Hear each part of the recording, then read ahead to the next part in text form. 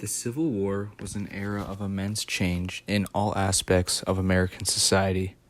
However, some of the greatest changes can be seen for African Americans and the U.S. economy. For the majority of America's history, African Americans had been seen as second-class citizens, or even worse, property. These opinions were especially present in the South. After the Civil War, and especially during the Southern Reconstruction period, African Americans gained major ground on their rights and capabilities.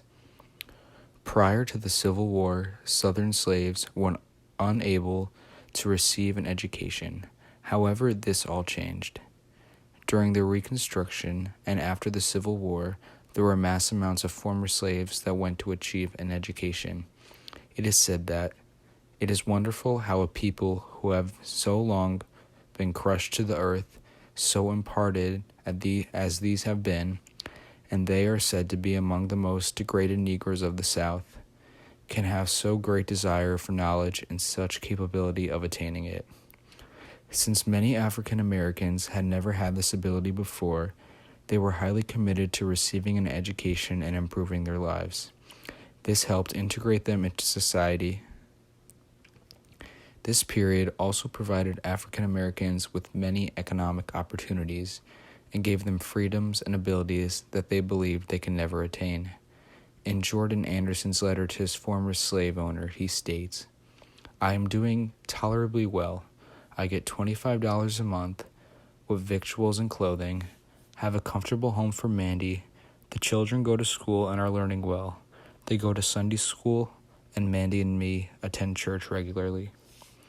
Although there were such things as black codes that restricted African Americans and terrorist groups like the KKK terrorizing African Americans, they still had the ability to gain and achieve their opportunities that Mr. Anderson states, even though these roadblocks were put in place.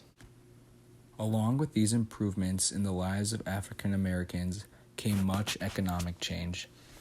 During the Reconstruction period, there was a shift to a more industrialized Southern economy.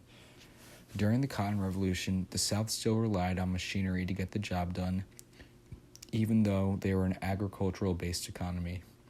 This hinted to not only the North moving to a more industrialized economy, but to the entire nation becoming industrialized, especially after the ending of slavery.